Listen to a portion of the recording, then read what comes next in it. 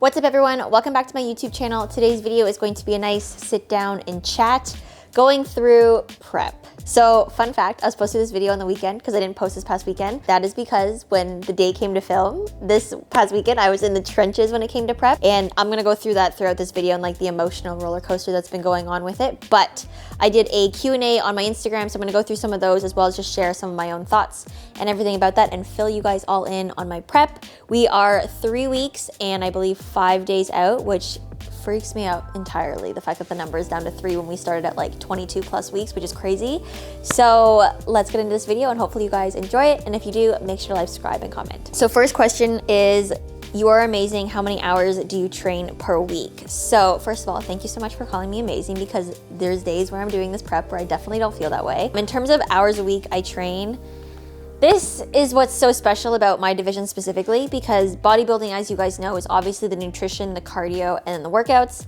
But then it's also, for my division, we have the fitness part. So that's also doing like a whole acro routine, which is a whole other like fitness aspect of itself. So in total, currently right now, my schedule is 35 minutes of fasted cardio in the morning. And then my workouts take me around 90 minutes typically. And then I spend around 10 to 15 minutes just posing. And then the days that I work routines, which is right now every single day, I spend around like 30 minutes to 45 minutes doing my routine. And then I have to do every other day, 15 to 20 minutes of cardio before my last meal. So numbers are hard and I'm really bad at math, but let's just round up and say it's around 3.5 or 3 hours that I'm committing to all of this, which is a lot. It's definitely taken away from my ability to do other fun things. Like this past summer, I haven't been able to golf. I haven't been able to rock climb as much. Training a monkey vault for me has been completely almost depleted in the fact that I do all my training at the gym on the wood floors. So I don't get to go to the monkey vault gym and train with my friends, have fun, learn new skills, because I'm just conserving my body for the energy that I have for the stuff that's mandatory. And I also don't want to injure myself too. So in all, that kind of covers how many hours I'm training and also some of the sacrifices I've had to make along the way as well, in terms of this whole prep process. How do you split your workouts? So this one's good because this one, I actually don't split my own workouts. I follow a program completely done by Jody Boom. She's like one of the best people in the industry. She's so nice and understanding, and just as a coach, she's very relatable to me because she also has that gymnastics background as well. So my split currently is we do legs, a full leg day, and then we have shoulders and hamstrings. We have a bench and back day, which is literally just like we start the day with bench and then we do a bunch of back movements and then end off with 100 clapping push-ups. No big deal. That one's a super hard day.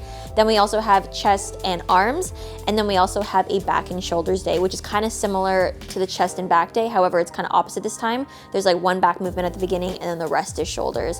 And then I have one skill / cardio day and then one full rest day. So that's kind of what my split looks like now.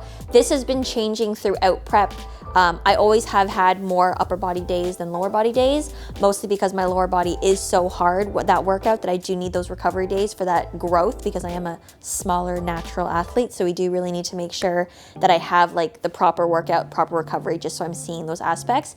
And then upper body, we definitely have seen major gains in my upper body, which is super exciting for me, but it is usually around like that 3 to 4 upper body days as well. Hardest part of prep? Literally all of it.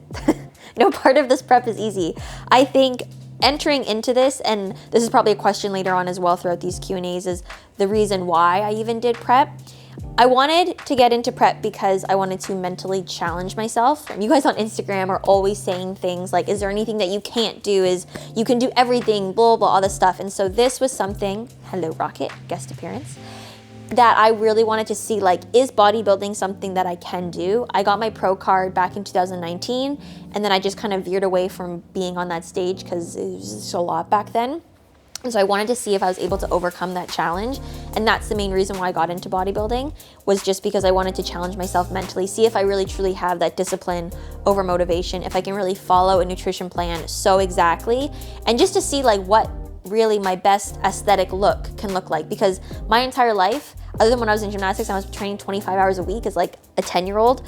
I've never really had that like Instagram aesthetic body where you have like the ripped abs, the really toned arms, the shredded legs, stuff like that. I never had that. As you guys can see, if you've been following me on Instagram for many, many years, my body has fluctuated, but I've always been what I call a more like natural not fluffy looking athlete, but I'm a softer looking athlete. Like I don't look hard. I don't look like diced up or anything like that. So I babbled on a little bit there, but that kind of answers like the hardest part of prep is literally everything. There's nothing easy about it. Another question was, do you add more meditation or unwinding activity to deal with the added stress? One sec, Rocket just dropped his toy. I'm gonna be a good person and pick it up for him. I don't meditate. I feel like that's something that I could do, but I don't. I do listen to a lot more podcasts, which I never really did before. So when I'm doing my fasted cardio in the morning, I'll throw in a podcast, listen to it. And I definitely think those have helped me kind of, not necessarily through prep, but just like overall in my entire life. If I have a little more understanding of other parts of my life when I feel like I'm so anxious in the bodybuilding world, that's definitely helped me. And then in terms of unwinding, luckily I have Rocket, because I don't know how prep would really feel if I didn't have a dog right now, because he is like the only light in this little tunnel I have during prep. I come home after like a bad day and he's here, which is super awesome. Or like I get to go out for fresh air because I have Rocket. So I have those moments of just like committing more attention to something else than the attention I have to stressing out about prep. So that's kind of my unwinding processes that I've adapted during prep. Because this is so different, how are you managing mental prep? Not gonna lie, we've been struggling. My friends who are close to me know that I have days where I'm just like, I'm done, I'm over it. I don't wanna do this anymore. And shout out to those friends who are the ones who show up for me when I work out, for the ones who just show up to like, just sit in silence, or the ones who are just there to like send a text of like, hey, I hope prep is going better today, or like, I hope you're feeling better today. Because these are the people who make what I do right now completely doable, because there's some days where like I said, like I just wanna throw in the towel. However, as much as I say that, I know I never will, because I set out a goal saying I was gonna do this. And that is pretty much my only driving force at this point of wanting to do prep, is because I set out a goal of I'm gonna compete, I'm gonna do my pro debut, and that's what I promised myself, and that's the driving force between it. It's not necessarily because Rocket needs to stop dropping his toy. Are you good? It's not because I'm in love with bodybuilding. I would not say that as of right now. I mean, I haven't stepped on stage yet, and a lot of people say that when you step on stage, it's like a game changer. It's like, oh my God, this is so worth it. Currently right now, I do not feel that way. I'm just going through the motions. I'm staying on track, and I'm trying to stay as positive as possible. But if you ask me the days that I have that are really good versus the days that are really bad, and the days that are just like emotionless, Rocket, you dropped it again. There are far more emotionless days than happy days. And I feel like that's something that I miss with my old life. Well, not my old life, life before prep, where I was just basically happy all the time. So I think that's something that mentally is a little bit of a struggle for me, because I am like a happy person. I love creating content, and I feel like everything I do right now is just like, I have to do this. I have to get the energy to do this. And of course, I'm very thankful that I have the ability to say like, I have to go make content, or I have to go work out and everything like that. But it's just so much energy that I feel like I don't have, which is super frustrating. That is kind of like the whole managing mental prep / kind of ties in with the question before of hardest part of prep. What does a typical full day schedule look like from meals to workouts? All right, full day, here we go. Get ready with me, starting from the beginning. We wake up at 6 a.m. because Rocket wakes up to pee. So we're up at 6 a.m. and I don't start work until 9. So that gives me a nice 3-hour window to get my life together beforehand. So 6 a.m., Rocket goes out for his morning pee. He gets fed breakfast. I do my fasted cardio routine, so taking my supplements in the morning. I take a fat burner, and then I go downstairs and do my fasted cardio for 35 minutes. Then I come upstairs, I make my breakfast, which before would take me a lot longer, but now because we're on such minimal food, it takes me a lot less time. And so we do my breakfast, and then we also have my morning supplements, which is my morning drink. You guys have seen me make it all the time. It's the greens, the glutamine, the creatine, as well as the turmeric, lemon juice, apple cider vinegar. And then I also have things like vitamin C, vitamin D, all that other stuff to go with it. And then from there, we go off into my other side of my business that's not social media, where I go train clients, and that varies from 9 a.m. to around 12 or 1. Being on prep, I have cut it down a little bit more, so I usually finish like at 11 or 12. And then from there, I come home, make sure Rocket gets fed again. He gets out for another walk. And then we have my pre-workout meal, which is 120 grams of chicken, 75 grams of rice, and then some green vegetables. And that's my meal that I have before my workout, because it's the most carbs I have, which is so sad because it's only 75 grams of rice. And then after I do my workout, which again varies from day to day, but typically it's around 3 hours, Then I come home and do my post-workout routine, which is going to be my oats and my protein powder. And then I have a little bit of like a down period where I do more of like my administrative stuff. So I check in with my clients that I have online. I do some programming for my app. I do some planning for, say, like my YouTube channel, as well as my social medias, like YouTube, sorry, not Insta, whoa, words are hard, brain's not working. As well as Instagram and TikTok. And then we have my other like mini lunch meal that kind of holds me over till dinner time, where I go downstairs, do more cardio, and then come upstairs and have my last meal, which is gonna be 120 grams of ground beef and then just vegetables and half a kiwi. That half a kiwi saves my life, okay? That half kiwi, just like, it's the end of the day and I'm like, finally, something sweet, and they're cold because they're in the fridge, so they taste wonderful. But that is pretty much my breakdown of like my entire day in terms of working out with my work, with prep. And then of course, some days I have some other extra stuff, like a day like today I'm filming. Thursday I have an event that I'm going to, so it's just kind of working around my schedule with what's ever happening. Rocket's gonna chew on my pinky, love that. Someone asked the question, what is a pro debut? So a pro debut, if you're into the bodybuilding world, as an amateur, you compete as an amateur and you have to do a regional show that you win, which qualifies you for a national show, sorry. And then the national show, you have to win your division plus like all the categories of your specific division, and then you get your pro card. So your pro debut is basically your first competition as an IFBB pro. Now, a lot of people look at me, and I think this is okay, this is something I wanna touch on. One of the biggest struggles of being in prep and having it my pro debut is when people ask if I compete or that I'm competing, how many weeks I'm out, all these questions. I answer them all and I go, oh yeah, it's for my pro debut. And every single person's reaction is, you're a pro? You? And it's like, yeah. And I think for me, I obviously know people aren't trying to like directly insult me or put me down or anything like that. It's more just like they just maybe didn't know this fact about me, and like also looking at me, admittedly, I don't look like a pro. I don't look, again, diced, shredded, all that stuff. I look like someone who works out, absolutely. I look like I'm relatively fit, and if you follow me on Instagram, you know that I'm fit. But it's just that overall, like that first like, you compete, you're a pro, that I'm just kind of like, I've been doing all this hard work, and I'm like, say like 5 weeks out, 6 weeks out, whatever, and someone's looking at me like I've literally never even tried to prep in my entire life. So that is something that is super demotivating, and oh, I'm gonna cry. Woo! Can we stop for a second? No, it's okay, we're good. We're good. This is why I hate prep. Prep also makes you super emotional. I'm also an ugly crier, which does not help my YouTube channel. So sorry, everyone. Okay. Anyways, I kind of forgot my train of thought, but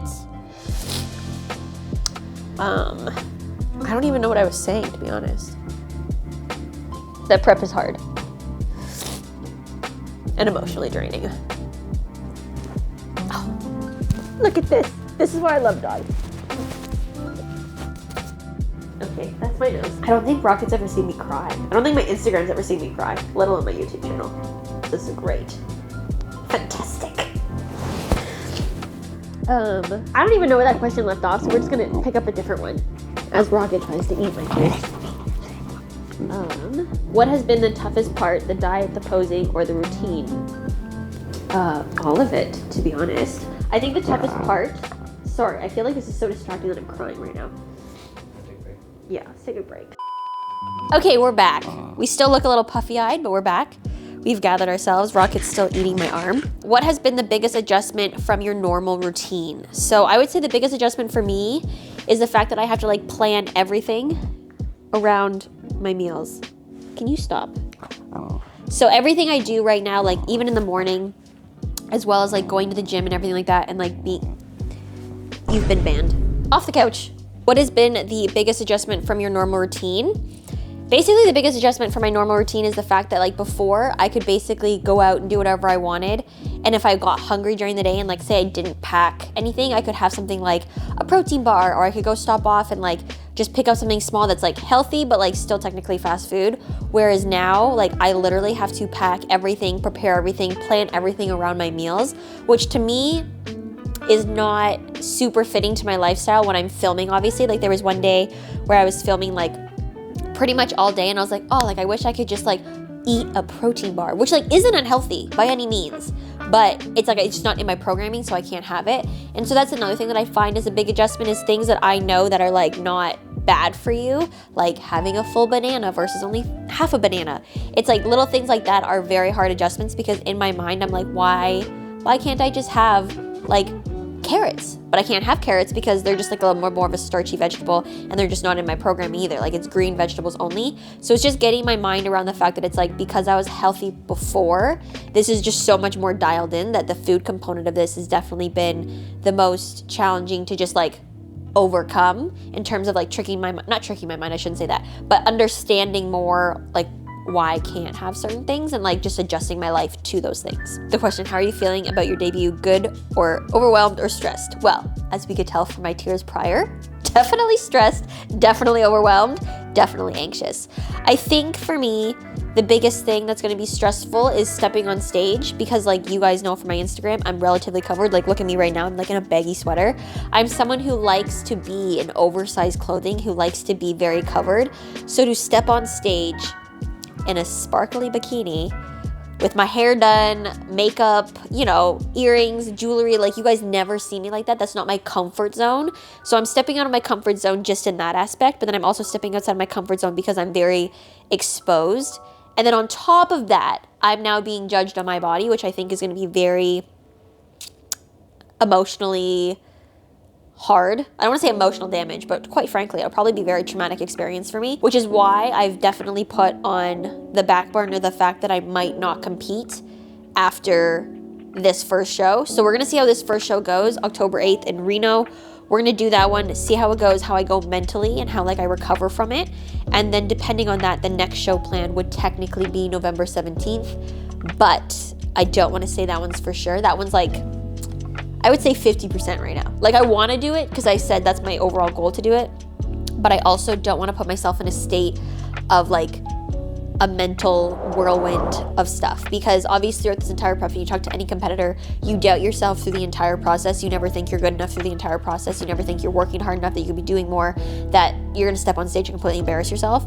And so I want to see and wait for that day to actually come, and how I actually feel on that specific day, because I think that will be it. But overall, how I'm feeling: anxious, stressed. How much weight have you lost? How many pounds a week? What are your calories, macros, deficit, etc.? So I started my prep at 116, and then we did like a body recomposition where I basically dropped a little bit of weight, and then it came back up to 116. So it was basically, I just kind of like gained a little bit more muscle mass, and got rid of like some of the extra body fat and stuff like that. And that was like my bulk, which was from April to June. And then from June until now, we've been in a deficit. So my calories started during my bulk. The highest they ever were I believe like 2,450, which was wonderful. I miss those days. I truly miss those days, because during those times I was like, oh my gosh, I'm eating so much food. I'm so full. I can't possibly do this. And like now I'm on the other end of it where I'm like, I'm having no food. I wish I had more food. So now from 2,450, I'm now down to 1,229, I think. So protein wise, we've stayed at 160 pretty much the entire time. And my carbs have ranged from like high 200s, like 220 or something like that. And now they're all the way down to like 80. And then fats, we were as high, I believe, as like 75. And now we've dropped down to, I believe, I actually know this one, I don't know this one off the top of my head. I think we're at like 25 or 30, but I don't know that one for sure. Roughly sitting at 1,200 calories though, 1,229-ish.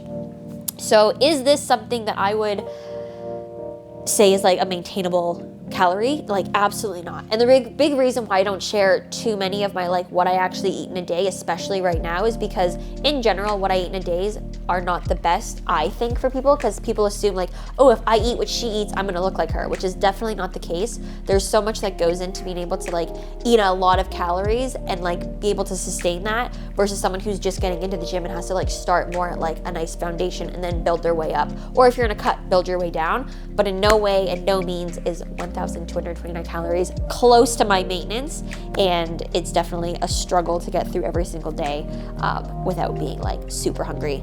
My water intake is around 3.5 to 4.5 liters depending, and some days I even get upwards of like 5 to 6 depending what I'm doing. Oh, now my nose is all stuffy from crying before. That's awesome. I probably sound like congested, but that's okay. Oh, this is a good one. How do you stop yourself from eating sweets, treats, and non-nutritional foods during my prep? So this is kind of the danger zone that I don't really love about prep, is the fact that I know that if I eat something bad, the immense amount of guilt that I'll feel and the negative self-talk that comes along with that is so not worth whatever chocolate bar I were to eat, whatever hamburger I were to have, or whatever that's outside of my my diet plan, because I literally just know myself that I would be so disappointed in myself, and my self-talk would be things of like, oh my gosh, you're pathetic, you're not dedicated, you like, who are you, what are you doing, like, you say you can do this but you can't, look what you've done, you've thrown it away, all this hard work, like all these like picture yourself in like a room and like all like these negative things just like floating around you, just like freaking hitting you, is basically what it would feel like if I were to eat outside of my diet.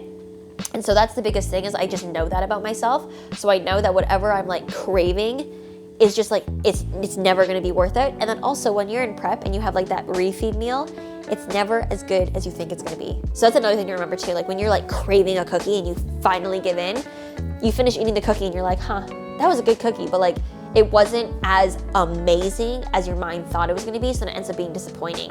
And then that whole like negative self-talk comes in where it's like, it wasn't even worth it.